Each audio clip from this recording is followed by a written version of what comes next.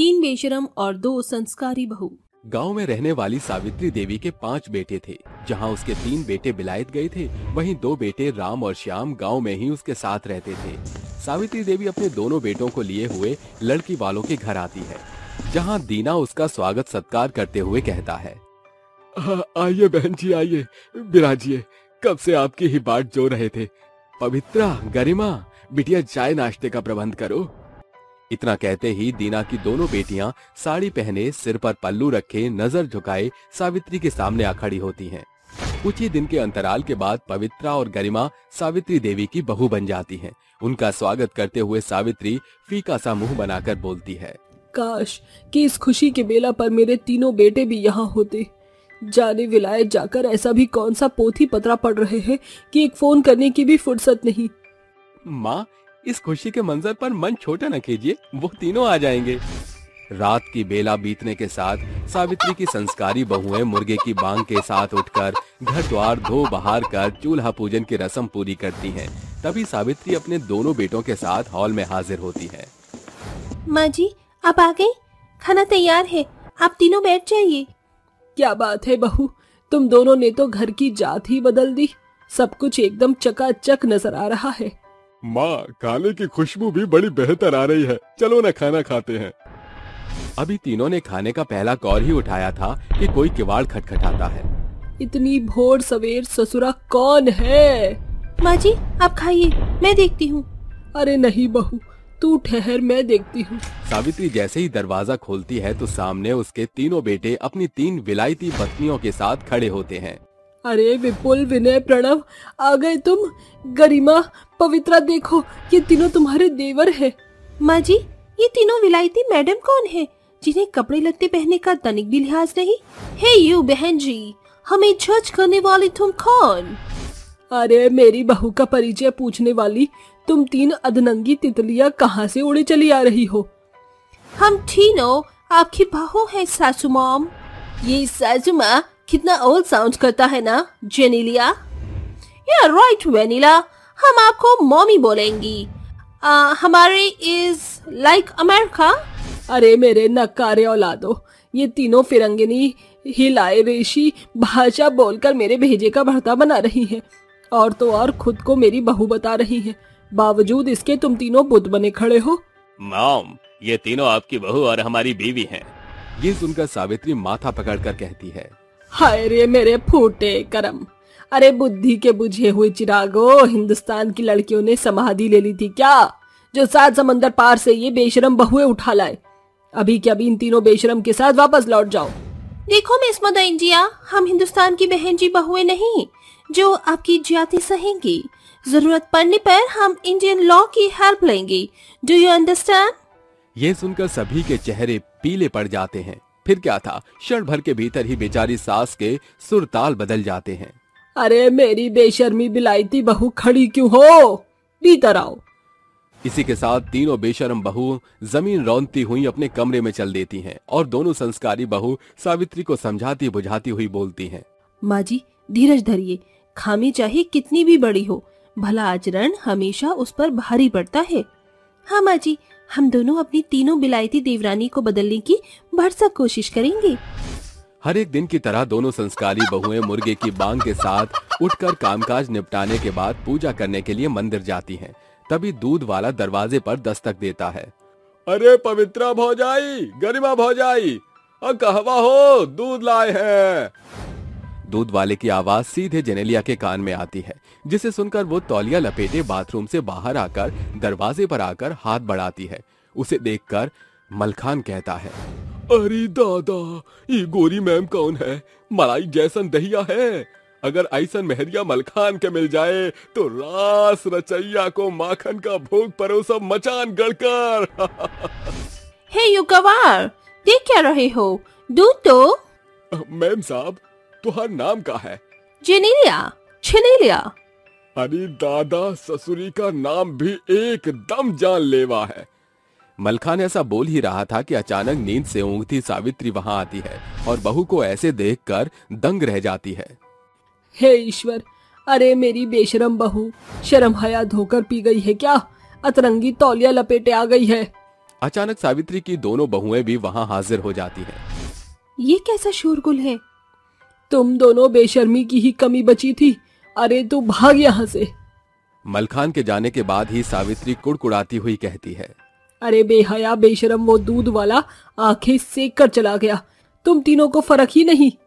ओहो मम्मी, देखने की चीज को कोई भी देखेगा, इट्स नॉट बिग डील। थोड़ी ही देर बाद गांव की सभी औरतें सावित्री के घर आती हैं। अरे चंपा तू।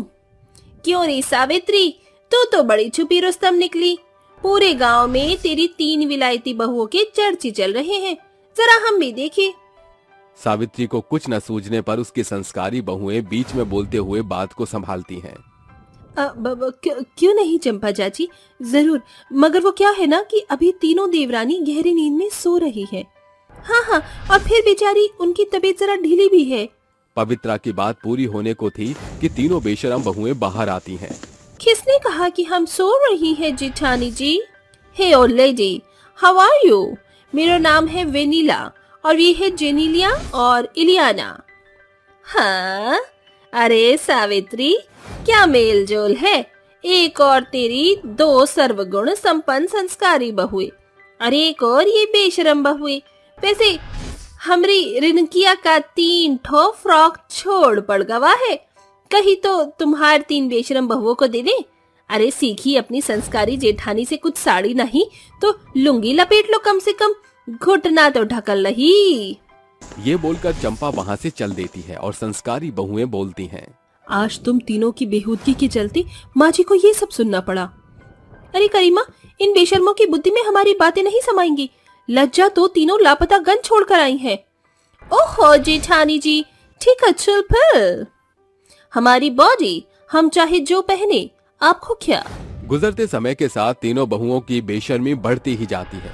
कभी वो छत की मुंडेर पर खड़ी इशारेबाजी करती तो कभी कुछ। एक दिन तीनों बहुएं कहती हैं, हे यू मदर इंडिया, हम तीनों घर में बैठी बैठी बोर हो गई हैं, इसलिए हम बाजार जा रही हैं। ये बेढंगे कपड़े पहनकर बाजार जाओगी?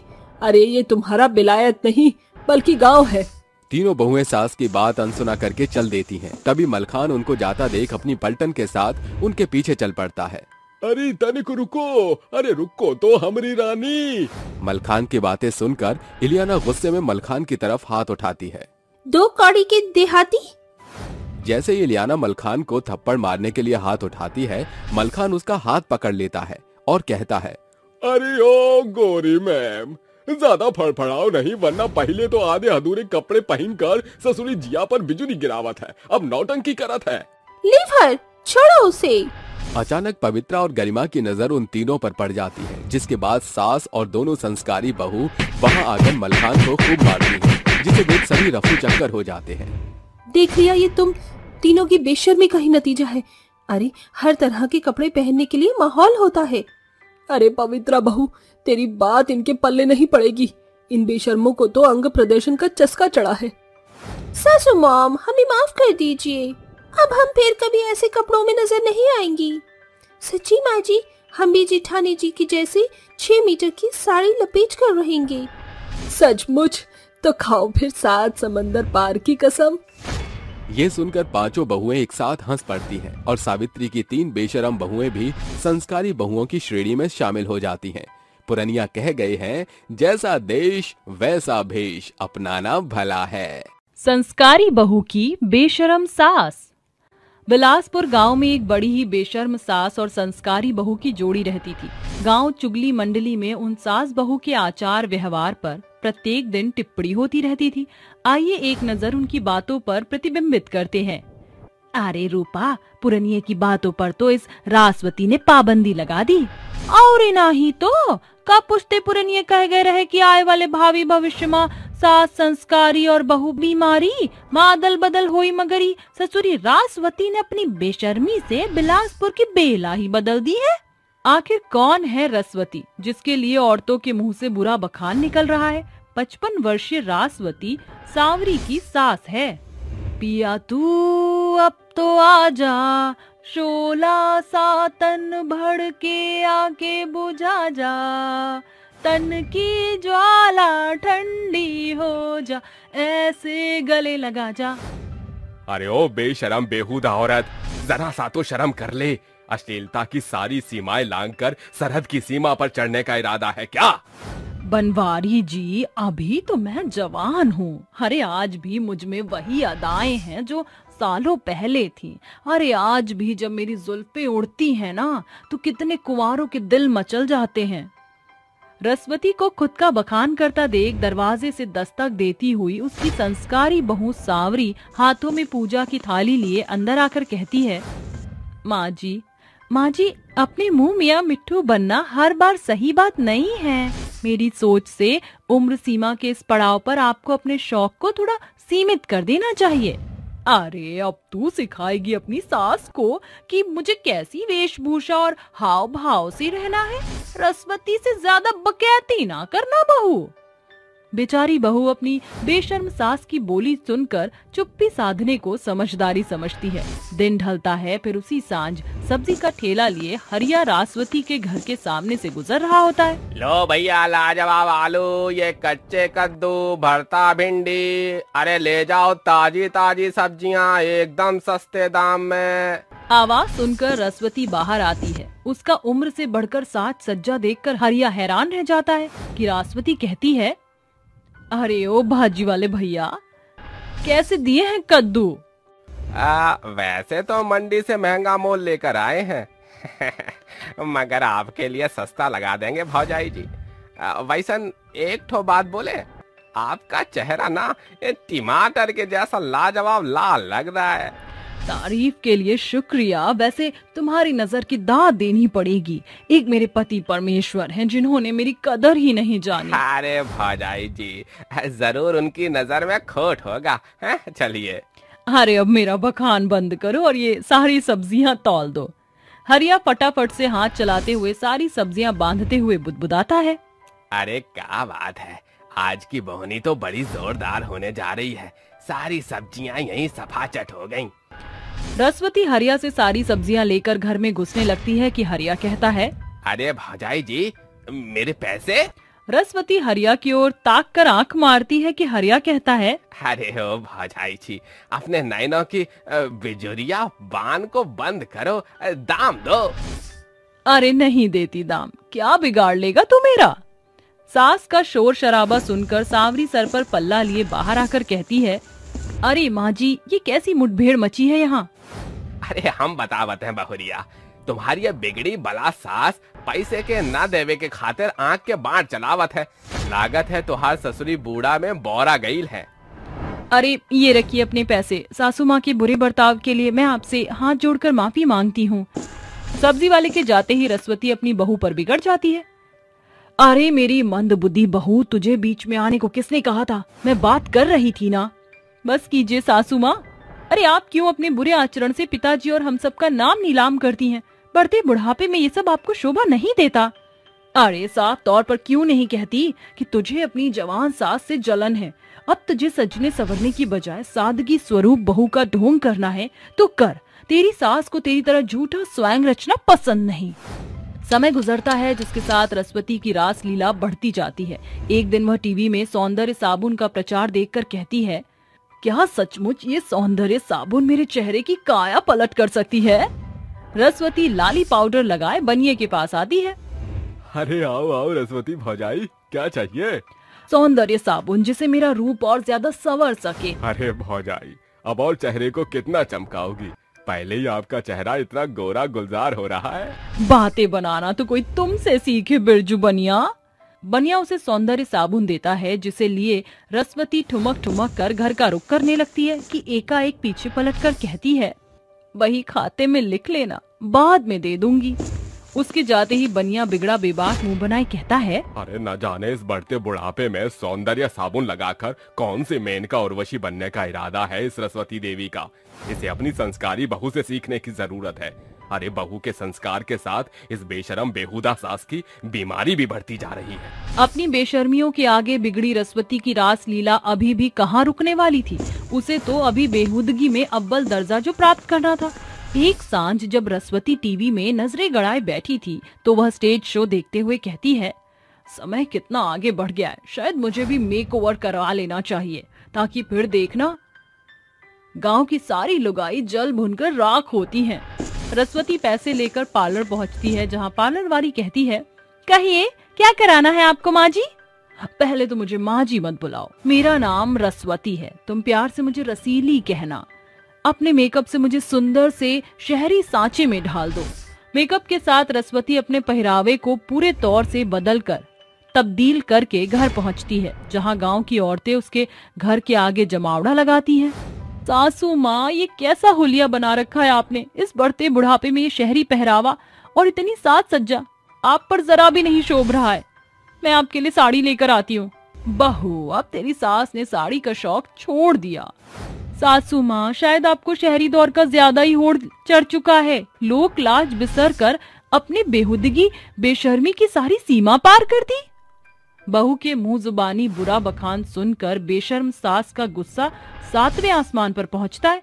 और फिर क्या था, ताव में आकर वह सांवरी को तमाचा जड़ते हुए कहती है, अरे बंद कर अपने संस्कार का स्वैंग रचना, समझी? बहुत धारदार हो गई है तेरी जुबान। रसवती की आवाज बाहर खड़ी औरतों को सीधे तौर से सुनाई देती है।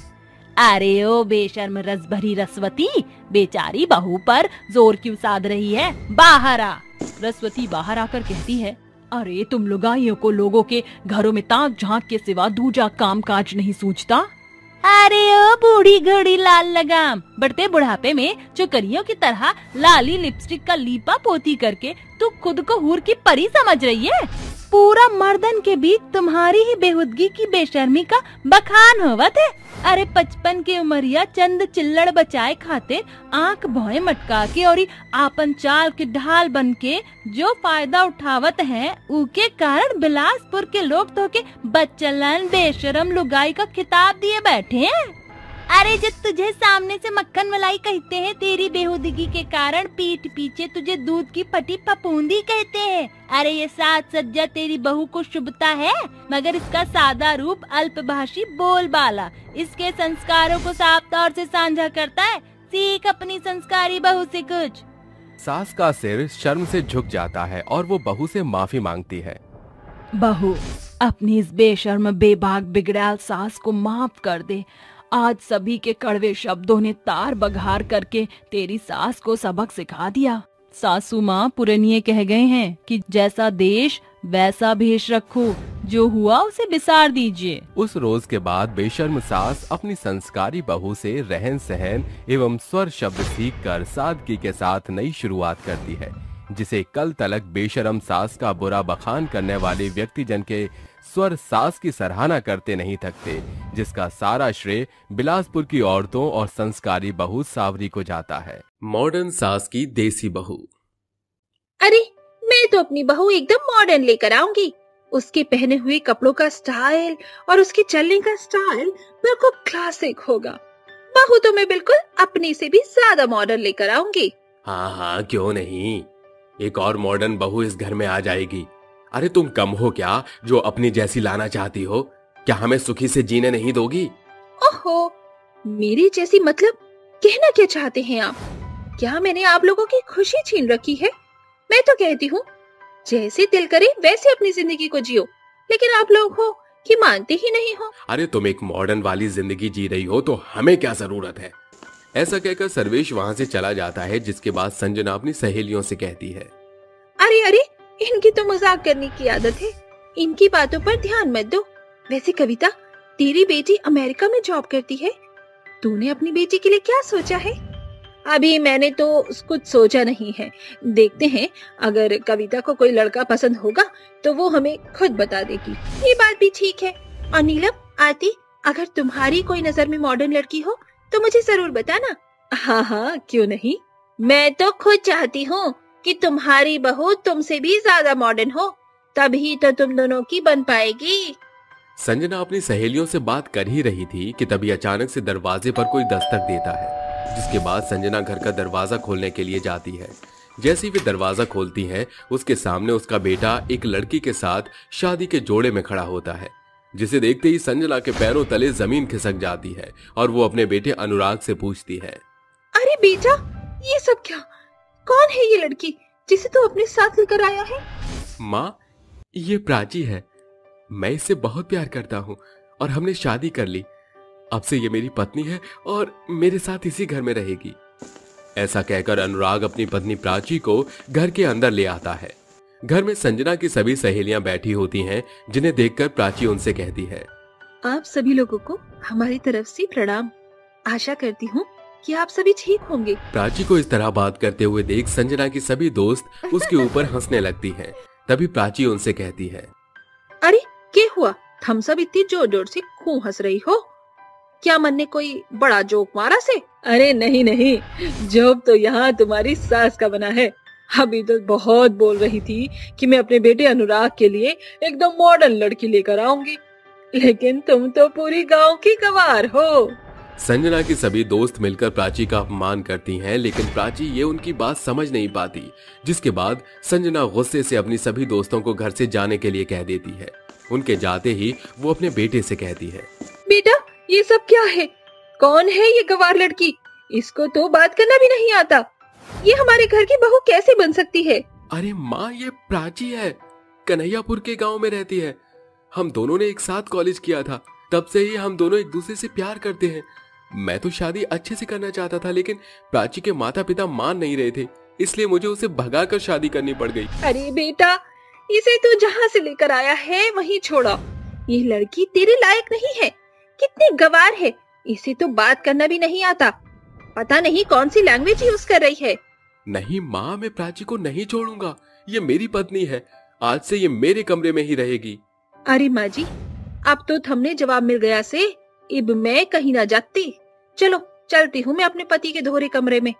चलो जी, मन ने अपना कमरा दिखा दो। अनुराग प्राची को अपने कमरे में ले जाता है और उसे अपना कमरा दिखाता है। वहीं दूसरी तरफ एक गांव की लड़की से अपने बेटे की शादी देख संजना बहुत ज्यादा परेशान हो जाती है, जिसके बाद वो हर रोज अपना सारा गुस्सा प्राची के ऊपर निकालने लगती है। अरे अब मैं इसका क्या करूं? ये तो रोज मुझे इग्नोर कर देती है। इसको यहाँ से भगाने के लिए मुझे कुछ तो करना ही होगा। ऐसा सोचकर संजना अपने घर में एक बहुत बड़ी पार्टी रखती है। ये पार्टी वो अपनी सालगिरह बनाने के लिए रखती है, जिसमें वो अपने सभी अमीर और हाई फाई दोस्तों को इनवाइट करती है। पार्टी में सभी लोग एंजॉय कर रहे होते हैं कि तभी प्राची पैरों में मोटी मोटी पायल पहनकर और छम छम करती हुई आती है, जिसे देखकर सभी मेहमान जोर जोर से हंसने लगते हैं। अरे ये क्या, ऐसा लग रहा है जैसे गांव की कोई छमक छल्लो चलती हुई आ रही है। अरे अरे देखो तो सही, कितनी गंवार है ये। इसको तो कपड़े पहनने का भी ढंग नहीं है। पार्टी में आने के बाद सभी के मुंह से ऊट पटांग बातें सुनकर प्राची को बहुत गुस्सा आता है, जिसके बाद प्राची गुस्से से कहती है, अरे यो की बकवास करे जा रहे हो तुम लोग? अरे गांव के लोग के इंसान न होते का, जो तुमने अपने क्लास की पढ़ी है। क्या जानते हो तुम फैशन के बारे में? अरे मारे तो पूछो, फैशन के होवे है? अरे फैशन वो होवे है जिसमें पूरा शरीर ढके होवे है। तुम्हारी तरह आधा नंगा घूमना किसको अच्छा लगेगा? अरे जिन लोगों को इंसान की इज्जत करनी ही नहीं आती, वो किस बात का क्लास दिखा रहे हैं? प्राची का ये बर्ताव देखकर वहाँ खड़े सभी मेहमान चुपचाप खड़े हो जाते हैं, जिसके बाद संजना गुस्से से प्राची के मुंह पर एक थप्पड़ मारती है और उससे कहती है, हाउ डेयर यू, तुम्हारी हिम्मत कैसे हुई मेरे मेहमानों की इंसल्ट करने की? तुम अभी मुझे जानती नहीं हो। I know you very well सासू माँ जी। प्राची के मुंह से इंग्लिश सुनते ही संजना हैरान रह जाती है, जिसके बाद प्राची सबसे कहती है, आपको क्या लगता है कि मैं गंवार हूँ और गांव से आई हूँ? दरअसल मैं इसी शहर की कमिश्नर की बेटी हूँ। मेरा नाम प्राची वर्मा है और मुझे नहीं लगता कि मुझसे ज्यादा अच्छा क्लास आप लोगों का होगा। लेकिन आज मुझे इतना जरूर पता चल गया है कि यहाँ लोग क्लास नेचर से नहीं, उसके पहने हुए कपड़े और उसके बात करने के तरीके से जज करते हैं। प्राची की ये बात वहाँ खड़े लोगों को बहुत ही अच्छे से समझ आ जाती है। वहीं दूसरी तरफ प्राची का सच जानकर संजना को अपने ऊपर बहुत ही शर्मिंदगी महसूस होती है, जिसके बाद वो प्राची के पास आकर कहती है, अरे बहू, मुझे माफ कर दो। मुझे लगा कि तुम गांव की लड़की हो, तुम्हारी थोड़ी सी बेइज्जती करूंगी तो शायद तुम यहाँ से हमेशा के लिए भाग जाओगी। लेकिन मैं नहीं जानती थी कि तुम इसी शहर की कमिश्नर की बेटी हो। लेकिन आज मुझे एक सबक जरूर मिल गया है कि मॉडर्न अच्छे कपड़े या अच्छे दिखने से नहीं, बल्कि दिल से होना चाहिए। तभी वहाँ अनुराग आता है और अपनी माँ से कहता है, माँ, ये सब प्राची का ही प्लान था। जब मैंने उसे बताया कि आप बहुत मॉडर्न हो और आपको एक मॉडर्न बहू चाहिए, तो प्राची ने मुझे समझाया कि मॉडर्न कपड़ों से नहीं, दिल से होना जरूरी है। और इसलिए प्राची ने ये ड्रामा शुरू किया ताकि आप भी दिल से मॉडर्न बनो, ना कि कपड़ों से। संजना का सर शर्म से झुक जाता है और वो अपने बेटे और बहू दोनों से माफी मांगती है, जिसके बाद संजना प्राची के साथ अच्छे से व्यवहार करने लगती है और उस दिन से गांव के लोगों के बारे में उल्टा सीधा कहना भी बंद कर देती है, जिसके बाद सभी लोग खुशी खुशी रहने लगते हैं। शीला अपनी बहू पिंकी के साथ छत पर धान कूट रही थी। वहीं मुन्नी भी अपनी बहू शिवानी के साथ छत पर पापड़ सुखा रही थी। तभी मुन्नी कहती है, अरे ओ शीला की जवानी, जरा धीरे धीरे धान कूट, मेरे कानपुर में हड़ताल मत कर, वरना मेरा सर दर्द हो जाएगा। ओ मुन्नी बदनाम हुई, कम बोल थोड़ा। मेरे धान कूटने की छोड़, अपने पापड़ को बचा ले, कहीं हवा में उड़ ना जाए। फिर तू और तेरी बहू पापड़ों के पीछे पीछे डोलती रहोगी। तेरी तो और तू भी अपनी बहू के साथ काम कर, बिना शोर के, समझी? आंटी, हम कोई शोर नहीं कर रहे, आपके ही ज्यादा कान बज रहे हैं। ओ पिंकी की बच्ची, तेरा शोर तो मेरे कानों तक आ रहा है, और तू मेरी माँ जी से ऐसा कैसे बोल सकती है? माहौल शांत होने पर दोनों सास बहुएं बाजार जाने के लिए घर से निकल जाती हैं और अलग अलग मुंह फुलाकर चलती हैं। जहां दोनों सब्जी खरीद रही थी, वहीं दो आदमी बोलते हैं, अरे ओ हितेश, तुझे पता है कल जो मैंने जुए में 10 रुपए लगाए थे, जानता है उसके बदले मुझे कितने पैसे मिले? कितने पैसे मिले भाई? पूरे बेटा 900 रुपए का फायदा हुआ है। तेरे भाई ने कल जुए में 10 रुपए लगाए थे और फिर 900 रुपए जीत लिए। भाई सच में? क्या बात कर रहे हो, इतना फायदा? वैसे मैंने परसों 2000 लगाए थे तो 5000 मिले हैं। जुआ खेलने में फायदा बहुत है, सामने वाले से पैसा लगवाओ, उसे जुए में हरा दो और मोटी रकम उठाओ। हाँ वो तो है, आज तो मैं उस पैसे की दारू पी लूंगा और शाम को फिर पैसे लगाकर जुआ खेलकर जीत लूंगा। माँ जी, आपने सुना? इससे तो हमें भी फायदा हो सकता है। सोचिए, वैसे भी इंद्र जी मुझे पैसे कहाँ देते हैं, तो मैं सोच रही हूँ क्यों ना हम दोनों इससे बात करके जुआ खेलते हैं, फिर हम पर भी पैसे होंगे, हम मेकअप करेंगे और साड़ी खरीदेंगे। हाँ बहू, ये तो तू बिल्कुल ठीक बोली। जहां एक तरफ शिवानी और मुन्नी उन दोनों आदमी की बात सुन लेती हैं, वहीं शीला पिंकी भी उन जुआरियों की बात सुन लेती हैं और सट्टा लगाने के बारे में सोचती हैं। तभी मुन्नी और शिवानी रघु से कहती हैं, सुनिए भाई साहब, क्या आप हमें खेल के बारे में कुछ बता सकते हैं? हम दोनों भी एक खेल खेलना चाहते हैं। क्या बोला? आप ये जुआ का खेल खेलेंगे? अरे औरतों के बस की बात नहीं होती है खेलना। अरे बेटा, बता दो ना हमें, इसमें क्या होता है? हम सास बहू घर में बहुत बोर हो जाती हैं, इसीलिए बता दो। ठीक है, आप शाम को हमारे अड्डे पर आ जाना, इसी गली के नुक्कड़ पर है। ठीक है बेटा। दोनों ही सास बहुएं रघु के अड्डे पर जुआ खेलने आ जाती हैं। चारों ही अब सट्टा लगाना सीख जाती हैं और शुरुआत कुछ पैसों से होती है। जब शीला और पिंकी सट्टे में अपनी पत्तियां रखती हैं, तभी मुन्नी और उसकी बहू कहती है, अच्छा, तो अब हम भी जुआ खेलेंगी और पैसे लगाएंगी। हाँ माँ जी, अब हमारे भी अमीर बनने के दिन आ गए हैं। दोनों ही सास बहुएं रघु के अड्डे पर जुआ खेलने आ जाती हैं। चारों ही अब सट्टा लगाना सीख जाती हैं और शुरुआत कुछ पैसों से होती है। जब शीला और पिंकी सट्टे में अपनी पत्तियां रखती हैं, तभी मुन्नी और उसकी बहू कहती है, ओहो, तुम भी यहाँ पर आई हो, हमें देखा देख सट्टे लगाने। पीछा तो तू ही कर रही बदनाम मुन्नी। ए, मुझे ऐसा मत बोला कर, कितनी बार बोला है तुझे शीला की जवानी। तो तू भी तो मुझे शीला की जवानी कहती है, उसका क्या? अब नाम तेरा ऐसा है तो यही बोलूंगी। तो तेरा नाम कौन सा पंडित की जन्म पत्री से निकला है? तेरा भी तो शीला की जवानी है, तो यही बोलूंगी मैं भी। अरे माँ जी, आप इनको छोड़िए, हम अपना गेम खेलते हैं। अच्छा, तो हम कौन सा यहाँ काम करने आए हैं? हम भी सट्टा लगाएंगे, देखते हैं कौन जीतता है आज और कितने पैसे ले जाता है। हाँ बहू, तूने ठीक कहा। हाँ बहू, आज इनसे बैटल कर ही लेते हैं। अरे तुम दोनों खेलना चाहती हो या नहीं? हाँ हाँ, हम खेलना चाहते हैं। तो ठीक है, ये विनय है, इसने 500 रुपए रखे हैं। तुम दोनों कितना रखना चाहोगी? मैं भी 500 रखूंगी। मैं 600 रखूंगी। ओके, तो फेंको अपनी अपनी पत्तियां। रघु के इतना कहते ही सब अपनी अपनी पत्तियां फेंकते हैं, जिसके बाद शीला का इक्का आता है और वो बाजी जीत जाती है और रखे हुए पैसे उसे मिल जाते हैं। तभी रघु कहता है, अरे बड़ा ही शानदार खेला शीला जी आपने। अरे वाह, ये सारे पैसे मेरे हैं। हाँ माँ जी, हाँ, ये सारे पैसे हमारे हैं। माँ जी, ये बाजी तो हम हार गए, हमारे पैसे तो शीला की जवानी और पिंकी के पास चले गए। अरे तो हम भी कम नहीं हैं, जरा इसे दिखा देते हैं असली जुआ खेलना क्या होता है। अरे रघु बेटा, जरा एक और सट्टा लगवाओ, मैं खेलना चाहती हूँ। ठीक है माँ जी, चलो सब फिर से पैसे रखो। लीजिए भैया, इस बार हम 1000 रुपए रखेंगे। और माँ जी, मैं भी 1000 रुपए लगाती हूँ। अब दोनों फिर से अपनी पत्तियों को रखती हैं। तो इस बार मुन्नी जीत जाती है। ये देखकर उसकी बहू जोर जोर से सीटी बजाने लगती है। ये वो, अरे माँ जी, वाह वाह वाह, कितना शानदार खेला आपने, मजा ही आ गया। हाँ बहू, मुझे तो यकीन नहीं हो रहा कि सच में मैं जीत चुकी हूँ। अरे रघु बेटा, मुझे और खेलना है, जरा गेम को दोबारा चालू करो। अरे ठीक है माँ जी, तो इस बार आप कितना लगाएंगी?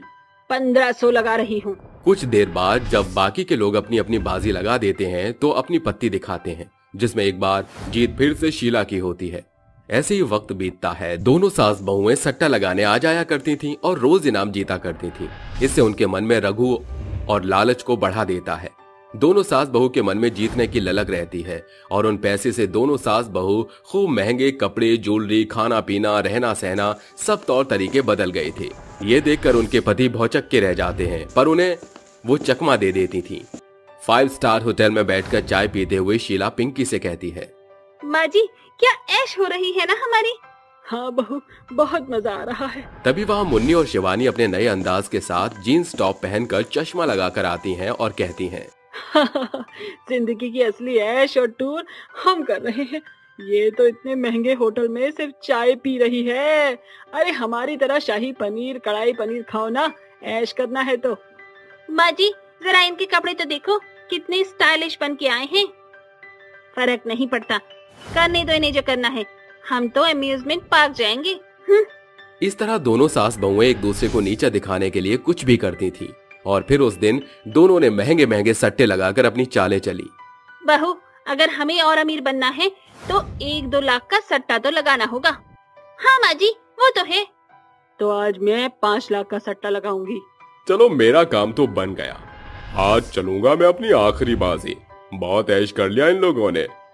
जब रघु के कहने पर शीला और मुन्नी बड़ी बड़ी रकम लगाती हैं और केशव नाम के आदमी से हार जाती हैं तो कहती हैं, मैं अपनी हार बिल्कुल बर्दाश्त नहीं कर सकती।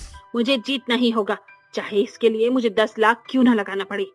माँ जी, कहीं हम ये 10 लाख भी न हार जाएं। अरे बहू, विश्वास रख। इसी के साथ अब शीला अपने 10 लाख रुपए भी लगा देती है। वहीं मुन्नी भी अपने पैसे लगाती है और बड़ी चालाकी के साथ रघु उनके साथ विश्वासघात करके उनसे पैसे ले लेता है और सट्टे में दोनों को हरा देता है, जिससे अब उनका घर भी चला जाता है। तो शीला और मुन्नी कहती है, ओए रघु, तूने हमारे साथ चालाकी की है। जरूर तूने पत्तों में धोखेबाजी की है, जिससे तू हमारा घर और प्रॉपर्टी ले सके। और क्या, हम दोनों के पैसे निकाल और हम दोनों तुझे अपना घर कभी नहीं देंगे। अरे ऐसे कैसे नहीं दोगी? तुम दोनों बुड्ढियों ने सट्टा लगाया है। मैंने तो कहा नहीं था कि अपना घर बार भी लगा दो। अब तुम हार चुकी हो, समझे?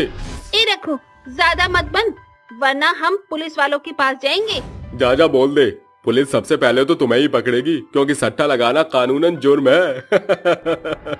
अब क्या करें माँ जी? अब हमारे पति हमें क्या बोलेंगे? हमने तो सारे जेवरात और घर पैसे सब गवा दिए। और खेलो जुआ। जुआ खेलना था ना तुम्हें, लो अब सड़क पर आ गए। अब कुछ नहीं हो सकता। आज हम चारों सास बहुओं ने अगर सट्टा न लगाया होता तो आज हम रोड पर नहीं आए होते। इस तरह दोनों सास बहुओं को जुआ खेलने से सबक मिल जाता है।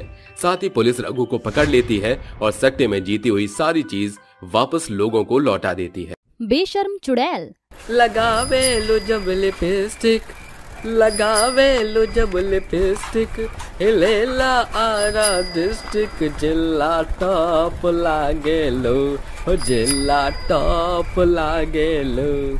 बिरजू देर रात साइकिल पर सवार होकर सुनसान सड़क से अपने गांव मखनापुर की ओर अग्रसर हो रहा था। आसपास के सभी गांव गहरी नींद के आगोश में थे। सर्द लहरें रात के माहौल को खौफनाक मंजर की आकृति दे रही हैं कि अचानक उसकी निगाह रास्ते के बीचों बीच खड़ी एक युवती पर पड़ती है, जिसका शारीरिक ढांचा एक अप्सरा के समान सुंदर और आकर्षक था। अरे पतरी कमरिया, तिरछी नजरिया, कौन है आखिर ये बिजुरिया? लहराते लंबे केश से कायल करत है ससुरी। बिरजू उस युवती के रूप में मंत्रमुग्ध होकर उसके पास आ पहुंचता है, जहां दोनों की निगाहें आपस में टकराती हैं। वह युवती कहती है, बाहों में चलिया, हमसे सनम क्या पर्दा, हमसे सनम क्या पर्दा। अरे ओ अप्सरा, इतनी देर रात इस सुनसान सड़क पर का करत हो? और क्या, तुम्हारा इंतजार कर रही थी मेरे प्यारे प्रियतम। क्या बात है मंचली, लागत है तुमरे हमरे जज्बात एक से हैं। अच्छा, तो फिर देर किस बात की है? देखो, मौका भी है और दस्तूर भी। ये कहकर युवती जंगल के भीतर बढ़ने लगती है। पूरे जंगल में उसके पायल की छनकर गूंज उठती है, जिसके साथ पंछियों का बसेरा सुगबुगाता देख वह कहती है, आकाश के परिंदों, मैं कहती हूँ चुप हो जाओ। अरे ओ मंचली, उरी कितना भगाओगी? अरे ऐसन तो सारी रात काली हो जाएगी। वह युवती बरगद के पेड़ के ओर मुंह करके खड़ी हो जाती है। जैसे ही बिरजू उसे पलटता है तो उसकी सिट्टी पिट्टी गुल हो जाती है, क्योंकि दरअसल वह युवती एक चुड़ैल थी। अरे दादा, ये का भला है बे? ये अप्सरा चुड़ैल में कैसे तब्दील हो गई? क्या हुआ प्रियतम, तुम्हें मेरा ये अक्ष पसंद नहीं पड़ा? साला हम इस ससुरी के संग ब्याहरा चाय के सपना सजोवत रहे। अरे जोने के हम मेहरिया बनावल चाहत हूँ, यू हमार मौत के स्वयंवर रचावत चाहत है। अरे भाग बिरजुआ, अरे भाग। ये कहकर बिरजू तेज गति से उठकर भागने लगता है। तभी चुड़ैल पेड़ों पर कूदती फंदती हवा को चीरती हुई उसका पीछा करती हुई कहती है, मुझसे बचकर कहाँ तक भागेगा? चुड़ैल उसको आगे से आकर घेर लेती है और कहती है, तू जहाँ जहाँ चलेगा मेरा साया साथ होगा। क्यों मेरे सपनों के साजन अपनी सजनी पर इतना सितम क्यों कर रहे हो? देखो समा कितना सुहाना है, तुम हो कि मुझसे दूरी साध रहे हो। अरे बेशरम बेहया चुड़ैल, तू हमरे संग धोखाधड़ी की है। अरे चलावा करना तो मुझ चुड़ैल की सबसे हसीन अदा है। अब जल्दी से मेरे मन की मनसा पूरी कर दो। बेशरम चुड़ैल, दूर हट मुझसे। शायद तुझे पता नहीं कि मैं बेशर्म चुड़ैल के साथ साथ बुरी चुड़ैल भी हूँ। गुस्से से तिलमिलाई चुड़ैल बिरजू का सर धड़ से अलग कर देती है। उसका सारा खून पीकर कहती है, ये मानव एकदम मूर्ख निकला। ये कहानी है मकना गांव की, जहां के जंगल में बड़ी ही बेशर्म किस्म की एक चुड़ैल का बसेरा था। वह अपनी शक्तियों से हर एक रात जवान सुंदर युवती का भेष धरकर पुरुषों को अपने जाल में फंसाया करती। बदकिस्मती से जो कोई भी शख्स उस चुड़ैल से संबंध बनाता, उसकी सांसें चली जाती हैं। अरे उस बेशर्म चुड़ैल ने कितनी बुरी मौत मारा है बेचारी बिरजू को। ये देखकर तो खौफ के मारे मेरे रोए सिहर रहे हैं। जाने वो मर जानी कमबख्त चुड़ैल हमारे गांव के मर्दों को ही क्यों मौत दे रही है। जैसा कि हम सभी उस बेशर्म बेबाक चुड़ैल के काले करतूतों से भली भांति वाकिफ हैं। वो हर एक रात मेनका अप्सरा जैसी सुंदरियों का भेष धरकर मर्दों को अपने पास बुलाती है। इसके बाद सभी अपने घरों की ओर अग्रसर होते हैं और पूरा गांव अंधेरे से मांद जाता है। जबकि बाद चुड़ैल जंगल से बाहर आती है। एक बार फिर मकना गांव में काली रात आई है, साथ ही मुझ चुड़ैल के लिए सुनहरा सौगात लाई है। कौन बनेगा मेरा शिकार? एकाएक चुड़ैल की तेज निगाह कोसों दूर से आ रहे शंकर पर पड़ती है। कमला ने सुझाया था कि सवेरे चले जाओ, मगर हम ही देहात देर दोपहर को निकले। सोचे रहे कि सांझ तक लौट आए, मगर देर रात हुई गई। बस भगवान बेशरम चुड़ैल से बचा लेना। शंकर अभी ये बोल ही रहा था कि चुड़ैल एक बला बनकर उसके सामने आती है। जो आएगा मेरे पास वो बन जाएगा मेरा खास। का बला है भी, सुंदरी के रूप में मक्खन मलाई की छलकती गगरी जैसी है ससुरी। चल शंकर, इस सुंदरी के शिकार करने का सुनहरा अवसर हाथ से जाने न दे। सरपंच की सुझाई बातों को बिसार कर शंकर चुड़ैल की चाल में फंसकर उसके पीछे जंगल में बढ़ने लगता है। आओ आओ प्रियतम, मेरे पास आओ। एकाएक शंकर की निगाह चुड़ैल के पैरों पर पड़ती है, जिसे देखते ही उसके पांव सनसना कर वहीं थम जाते हैं। उल्टे पैर तो चुड़ैल के होते हैं। अरे ससुरा, तभी तो ये बेशरम चुड़ैल का बोलबाला एकदम विदेशन गौरियन के जैसी है। आओ प्रियतम और मेरी बाहों में समा जाओ। बुलाती है मगर जाने का नहीं। ये सुनकर चुड़ैल गुस्से से तिलमिलाकर जैसे ही पांव पटकती हुई अप्सरा का अक्ष भयानक खूंखार चुड़ैल में बदल जाती है। तुम इंसानी कीड़े मकोड़ों की समस्या है। चुपचाप से इस जंगल में मेरे साथ मंगल कर, वरना आज इस जंगल में दंगल होगा। अरे बेशरम बेहया भूतनी, कुछ तो भूतनियत रख। ये सही है, तुम करो तो रास लीला और मैं करूँ तो कैरेक्टर ढीला। तूने कदर मेरी नहीं जानी, अब तेरा भी वही हश्र होगा जो बाकियों का हुआ। चुड़ैल अपने लंबे पैनी नाखून से शंकर का पेट फाड़कर उसका रक्त पान करती है। प्यार की भूख नहीं मिटी तो क्या हुआ, पेट की भूख तो शांत हुई। ऐसे ही दिन सप्ताह और सप्ताह महीने में ढलते जा रहे थे। चुड़ैल अक्सर अपने हुस्न से सड़क पर आते जाते मर्दों को रीझ कर उन्हें मौत दिया करती। दो दोस्त देर रात कार में सवार होकर आ रहे थे। अरे वाह, लगता है आज शहर से शिकार आया है। आज गांव की गोरी बनने से काम नहीं चलेगा। चुड़ैल शातिर मुस्कान देते हुए शहरी पहनावा पहनकर सड़क के बीचों बीच आ खड़ी होती है। तन्मय, अरे सामने देख, आइटम बम लगत है, लिफ्ट की राह में खड़ी है। दोनों कार रोककर कहते हैं, ब्यूटी बेबो, लिफ्ट? नो, मैं यहाँ लिफ्ट का नहीं, अपने लकी बॉय का इंतजार कर रही हूँ। अरे तो हमें का खामी है। तो ठीक है, चलो मेरे साथ। चुड़ैल उन्हें मोह जाल में फंसाकर जंगल के अंदर लाती है। यार तन्मय, कहीं हम लकी बॉय की बजाय बकलोल न बन जाए। और कितना दूर चलना है यार? बस नदी तक। चुड़ैल नदी के पास आकर नाच गाकर दोनों लड़कों को रिझाने लगती है। आई वाना तेरा इश्क इश्क तेरा इश्क इश्क मेरे जानिया। चुड़ैल के एक इशारे पर पूरा जंगल रोशनी से जगमग हो जाता है, जिसे देख दोनों दोस्त बहुत चक्के रह जाते हैं। अरे ये कैसे किया तुमने? एकाएक चुड़ैल अपने असली अक्ष में आकर कहती है, ऐसे। यार आयांश, ये तो चुड़ैल है, भाग यहाँ से। जैसे ही दोनों भागने के लिए बढ़ते हैं, चुड़ैल उन्हें जमीन पर पटकते हुए कहती है, देखो, चुपचाप मेरे मन की मनसा पूरी कर दो। मुझे बाबू सोना की चोचलेबाजी नहीं आती, मगर जादू टोना में मुझे महारत हासिल है। ये कहकर चुड़ैल उन दोनों को अपने मोहिनी अस्त्र के असर से मंत्रमुग्ध करके उनके संग संबंध स्थापित करती है, जिसके साथ दोनों की सांस सदा के लिए रुक जाती है। अगली सुबह, सरपंच जी, मौत का ये मसला तो बढ़ता ही जा रहा है। पहले बिरजू, फिर शंकर, फिर आते जाते राहगीर। उस चुड़ैल का कुछ भी नहीं हो सकता। कल रात मैं पुरोहित जी के पास गया था। उन्होंने कहा कि इस जंगल के हर एक छोर को इस कलावे अक्षत से बांधना होगा, जिससे वो बेशरम चुड़ैल सदा के लिए बंधक में बंध जाएगी। सभी साथ मिलकर जंगल की सीमा को बांध देते हैं, जिसके कुछ दिनों तक चुड़ैल की चाल थम जाती है। मगर एक रात पियक्कड़ युवक उस जंगल में जैसे जाता है, वैसे ही बंधन टूटते और चुड़ैल आजाद होती है। ओम पो, ले भैया, हो गई मेरिया। अब मुझे दुर्राटे काटने से कोई नहीं रोक सकता। उस दिन से आज तक उस बेशर्म चुड़ैल ने कई पुरुषों को अपने हवस का शिकार बनाया।